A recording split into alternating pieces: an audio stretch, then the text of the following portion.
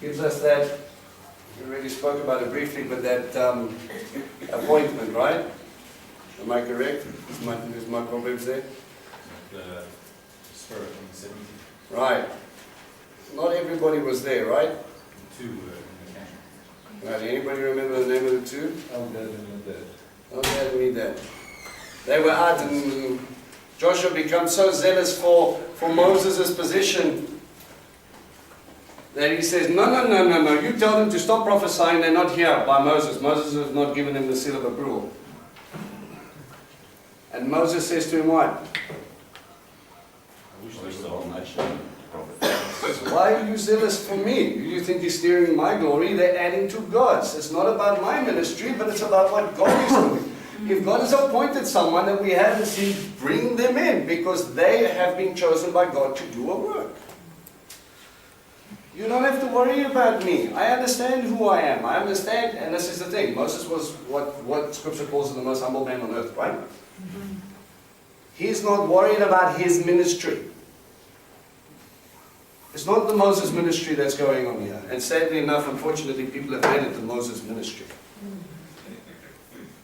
You love it when I cringe. I cringe when Jews do it and when Christians do it, and they say, "Oh, the law of Moses." And I go, you didn't read what was going on there. It's not Mosaic law. It's God's instruction. It was God. Moses, megaphone. God spoke, he shouted, and case point. Had nothing to do with Moses. Moses was available to repeat what God said. He wrote down what God said. It had nothing to do with him. It was not Mosaic law. But we want to venerate Moses. We want to lift him up as one of the great prophets. And we want to say, yes, it's all about Moshe. Where does God get the glory then? Oh, God's done away with that Mosaic stuff. How can God... It's not Moses' law, it's God's law. How can he do away with what he told? He doesn't change his mind, and that's part of the problem. Satan is so busy in there trying to create that separation between what is Jewish or what is Moses, and then you forget that it was God, God and God. It's much harder to jump through hoops to try and nullify what God said with what God said. Because if God can change his mind, we're in deep trouble. Yeah. I love you today. Oh, tomorrow not so much. Sorry, the salvation is gone, huh? Bye-bye.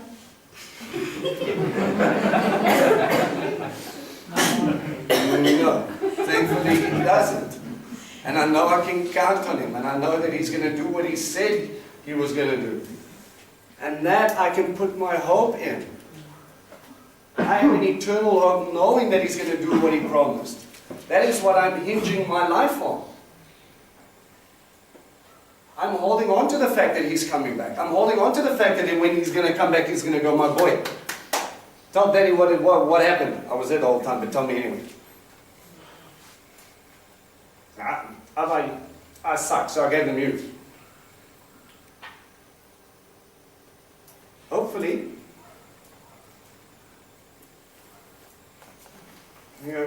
all I did was trying to get him to look at you.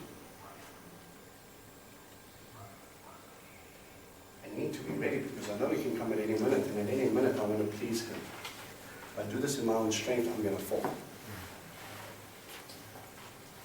But I've made a decision in my life that in fact that God died for me to give me life. The best thing I can do is give him mine.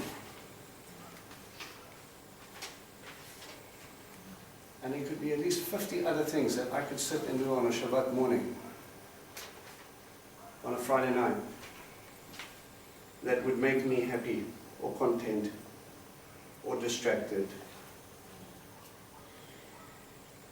But nothing that won't give me more purpose than to sit at my Father's feet, be able to lead people into his word and share what he has given me.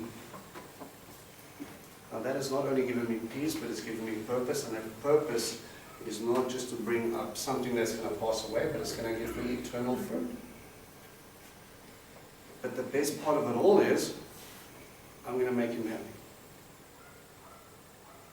I let him down often enough to know that if I get an opportunity to do it right, if I do it once, and I bring a smile to his face just once, probably enough for me.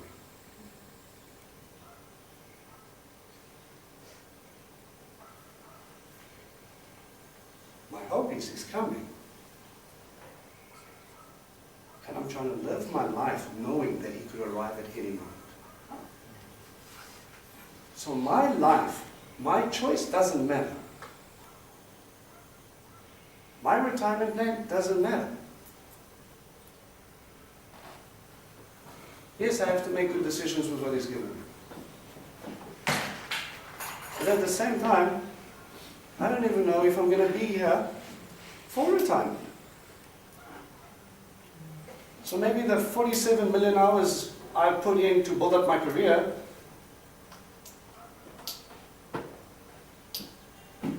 for myself, because I want to achieve something, is not what's going to bring Him the most joy. There is a hope. And it's about Him. It's about pointing back to Him. Joshua has to learn. Joshua, one day you're going to go the way everybody goes. You're going to die. Sorry, but this is just the way it is. And you're going to leave people behind. But guess what? God is not going to leave people behind. So let Him continue His story. Right?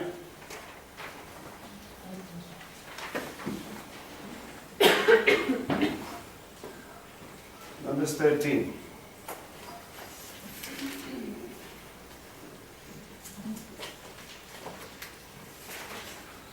Let's go there. It's one we haven't really discussed.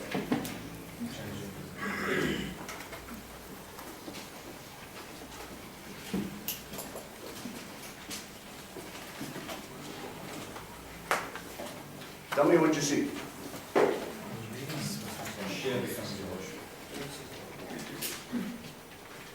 See, Hoshea becomes Joshua. Okay? He spoke about his name change. You know what Nick's talking about? Right? God starts preparing him. Well, in His sight, because He knows it's coming to the end. But Moses sends out people to reconnoiter the land. 12 spies. And out of those 12 spies, 2 come back with a good report. Caleb and Joshua. Okay? So what can you tell me about it? About the story. Tell me about the story. Look at the framework of a rabbi training up his disciple, of God preparing the next leadership in line. What has he been seeing in Moses' life now that he is helping him grow to get to that next point? Well, it starts off with understanding what your physical situation and conditions are does not necessarily define your ultimate altitude and destination. So we're juxtaposing the physical. Guys, 10 of the 12 go and survey the land. They come back looking at the people and looking at the physical manifestations that they see. Huge men, a land of milk and honey so abundant, that you start questioning whether you are righteous enough, whether you are worthy enough to receive this. And you've got Caleb who goes up to, and they go see the patriarchs. And he's like, I don't care about Gaza, no. I don't care about what the physical manifestations are that everyone else is. I want to go see my patriarchs, the people that this covenant was actually signed up with, the people that were the progenitors, the originators of this idea of a special people that were going to be lifted above and called God's special treasure. Right. So how do we know it was Caleb that went down to the cave at Machpelah? Does it? Does it?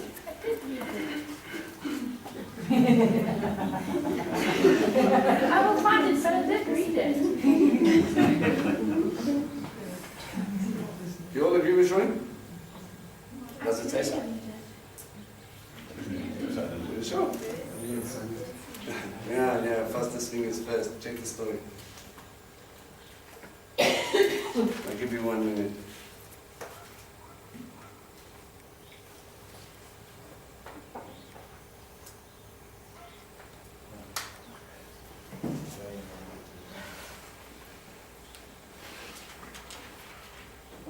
Didn't they all go?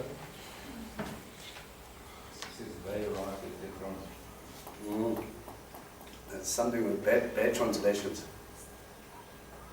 In the Hebrew it says they went out and he arrived in Hebron. It went from plural to singular. And it doesn't identify he in the story. But yet when we look at the inheritance that comes out later, give me a little bit of background about Caleb. Who is he? One of the oldest men to see the promised land. Right, yeah, he was an That kind of. he was an old man, but which tribe did he belong to?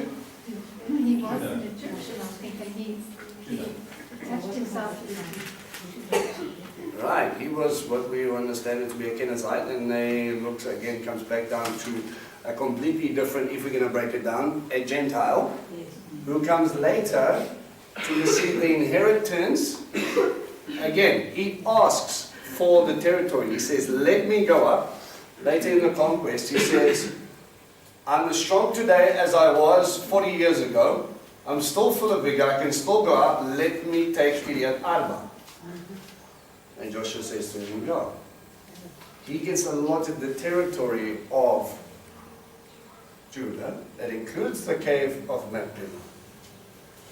So that we make the link between someone who's so zealous, he takes on giants. There are giants in the land. He doesn't hesitate. He's like, "I'm taking the cave. Let me go." And Joshua says, "It's all yours, but." And he goes off and he takes the territory. Why would it mean so much to a Gentile? Promise of Abraham? Who was? Which tribe did he belong to? He was the first Ephraim. No, he wasn't, but he was the first Ephraim. He was the first person to convert. There's a sense of identity that he can resonate with that. In fact, he was sitting down and we're looking at it. That was before the tribes were even. So when we say Abraham, the patriarch of our faith, people want to say patriarch of the Jewish faith. No, it doesn't say Yehudi. It doesn't say he comes from the territory of Judea. Where does he come from? Mesopotamia. He comes up and he becomes an Ivri, which means to cross over. He crossed over from a household full of idols to all of a sudden leaving civilization, leaving towns, leaving normal fortified city life, takes his family, becomes a nomad and goes on walkabout with his God. Come to a place I will show you. Where we're going? Follow me. Little step, little step, little step. Don't worry, we'll get there. But where are we going? Job for the. Yeah. Don't even stress about the destination. This is how we're going to roll. And he left everything behind and he crossed over. That's where we get our term Hebrew from. It is the point. Leave the stuff behind, man. It's not for you. That's not what the Jew is going to give you life. People have fallen short. 14 generations go from Noah, and God really doesn't like sin, and it's a bad idea to go up against him, to household full of idols, and one lone guy going, there has to be more than this. And all of a sudden he decides he's going to follow this God, and he does. And he becomes the Hebrew so that everybody else can. You see, in God's picture, although he specifically uses the seed of Yaakov, creates the Jewish people to become a light unto the world, there's always only been two types of people in God's story. Mine, and you don't want to be. Remember, he's the father of all creation. John 3:16. You don't want to be mine, you do want to be mine. You don't belong to the world, or you belong to me. You either choose you, or whatever the world can give you as your God, or you choose me. Now the hardest part of that is this. This is tangible. It's real. I can touch it, I can smell it, I can taste it. This gives me security. Yeah, but you're in the matrix. Unplug and go home. Hey, Sometimes it'll be easier to study Hebrew. Right? Guys, you put your trust in what you see, what you feel, and what makes you feel secure. You worry more about your physical comfort, and if we get told, psychology tells you that you have your basic hierarchy of needs, and you know, it's all about the physical, and then you can worry about all the other stuff. And God says, no. Pour it out. There we go. And we're like, let's discuss the reality. Blessed are those who trust, who have not seen. Remember he says to Doubting Thomas, to Mark 20, he goes, Taj, Doubting Thomas. I'm going to sit down and I'm going to eat with you. What does that tell you?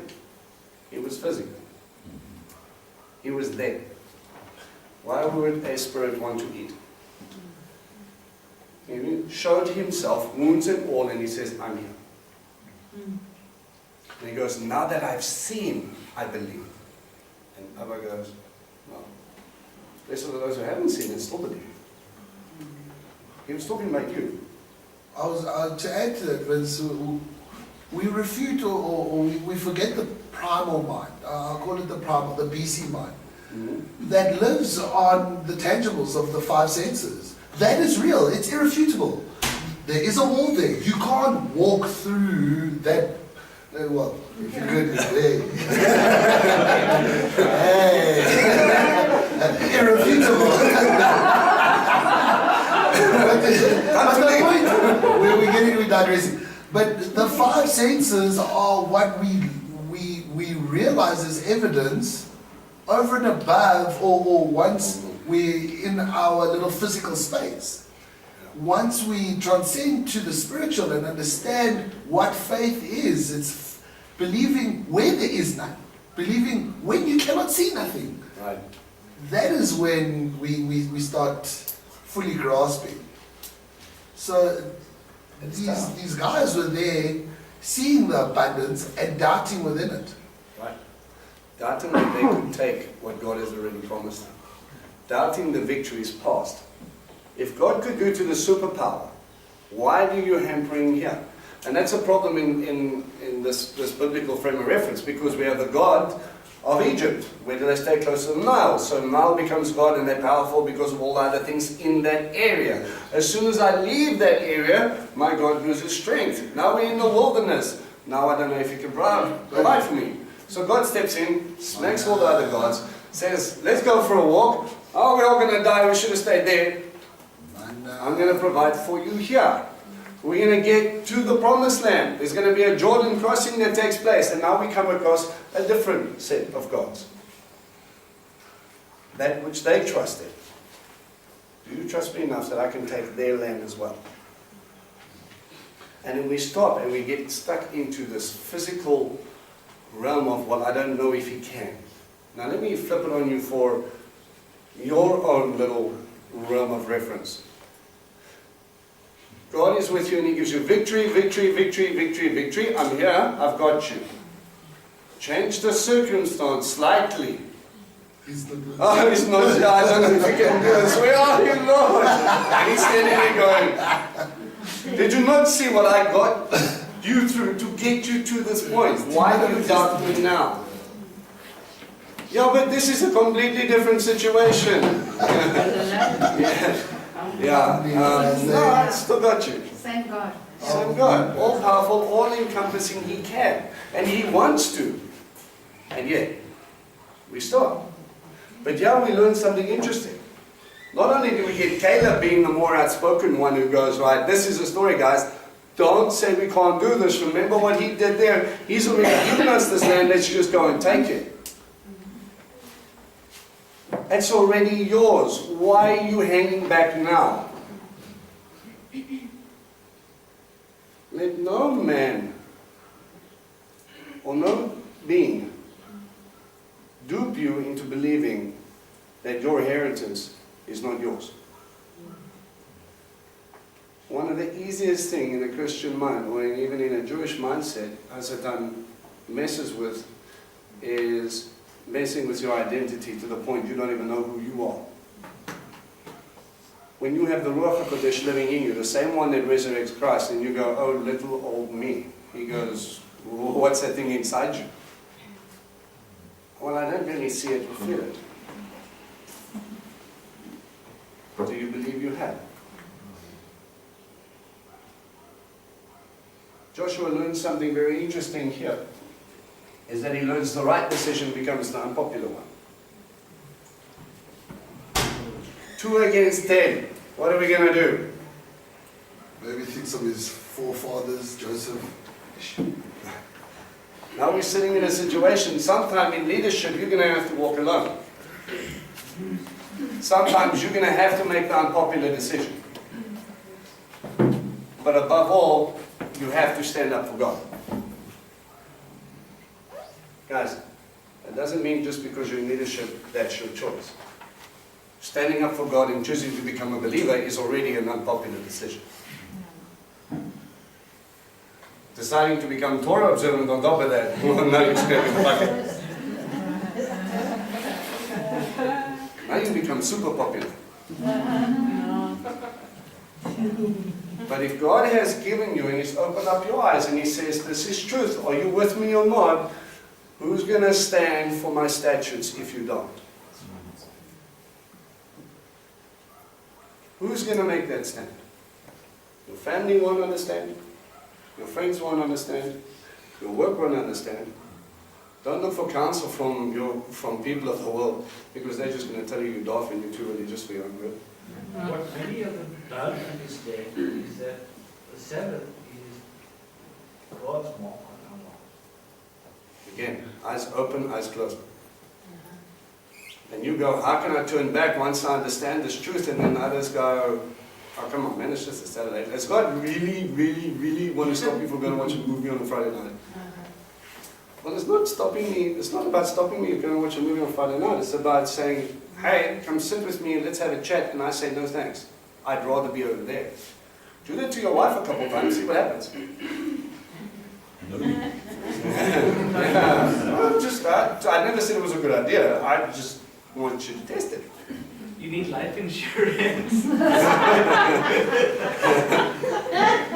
You go through processes where He goes, I love you, I died for you, and He opens up His arms and He gives you an invitation.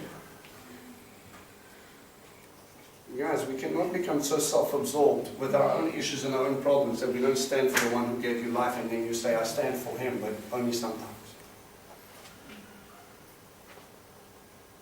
Not, I only stand for Him when it's comfortable. I only stand for Him when I feel like it. He had to stand up against a nation. Everybody was freaking out. 2.5 million are like, you've brought us here to kill us, that's it. No more. 2 guys say, what are you guys thinking? You know, don't you love that thing? Where's your faith? Shut up, you and your faith story. You don't know what I'm dealing with. No, I know exactly what you're dealing with. We've been there. Moses is sitting there going, let's go, let's go, let's go, let's go, let's go. Now you're here, now you hesitate.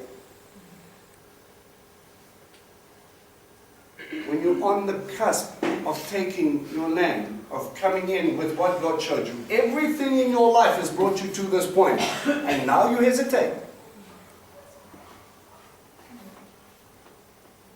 What's holding you back? You. God's saying, I'm walking, let's go.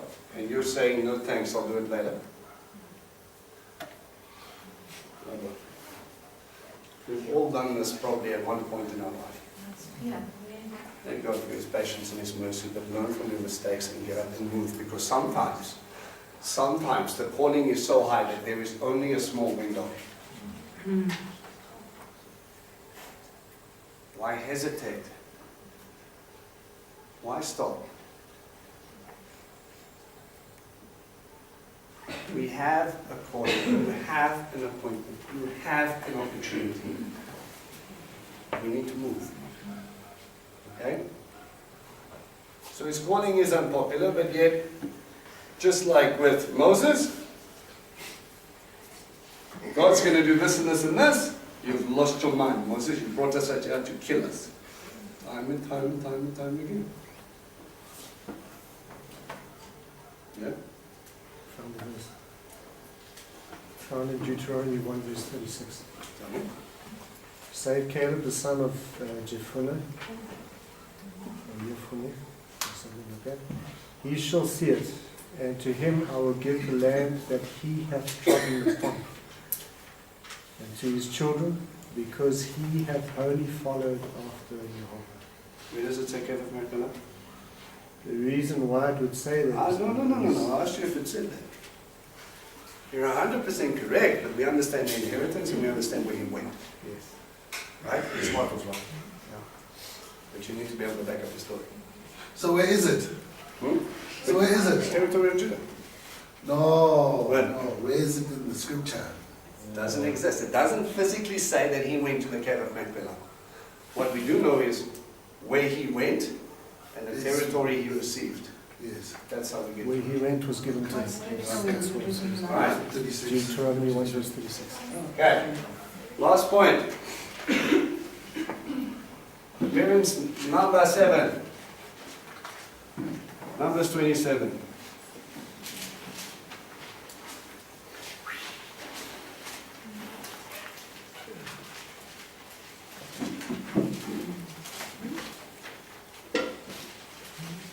Go to Numbers 27.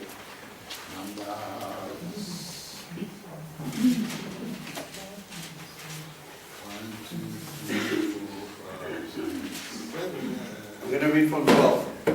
Adonai said to Moshe, climb the mountain in the Abarim range and look out to the land which I give you, people of Israel. After you have seen it, you too will be gathered to your people, just as Aaron your brother has been gathered. Because in the Sin desert, when the community was disputing with me, you rebelled against my order to uphold my holiness by means of a water, with them looking on. This was Mivrat Kadesh Spring in the Sin desert. Moshe said to Adonai, let Adonai, God of the spirits of all human beings, appoint a man to be over the community, to go out and come in ahead of them, to lead them out and bring them in, so that Adonai's community will not be like sheep without a shepherd. So Moses' last request, you're going to go climb the mountain and you're going to die. Normal human response. No, please, I'm not ready. I still want to do X, Y, and Z. Moses' response, oh, well, if you're going to take me home, that's cool, but you need to put someone else here because these sheep are kind of confused.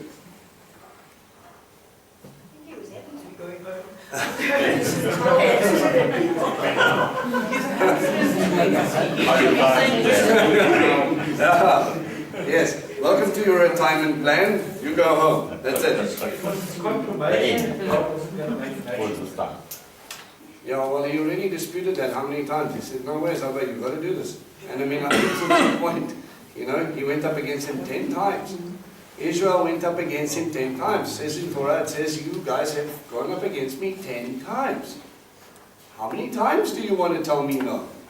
I mean, this is not 10 times in 4 years. This is 10 times from Egypt to the border. So if it's a 3-week journey, if you have 21 days, you spend half of those telling God no.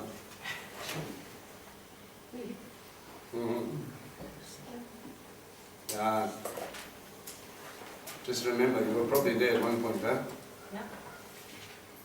What this does is it shows you many of your things, and hopefully you learn before you make these mistakes. Adonai said to Moshe, take Yoshua the son of Nun, a spiritual man, and lay your hand on him. Put him in front of Eleazar the Kohen and the whole community, and commission him in their sight. Delegate to him some of your authority, so that the entire community of Israel will obey him. He is to present himself to Eleazar the Kohen, who is to find out by means of the Urim what Adonai's will is for Yoshua's decision, so he gets a reaffirmation.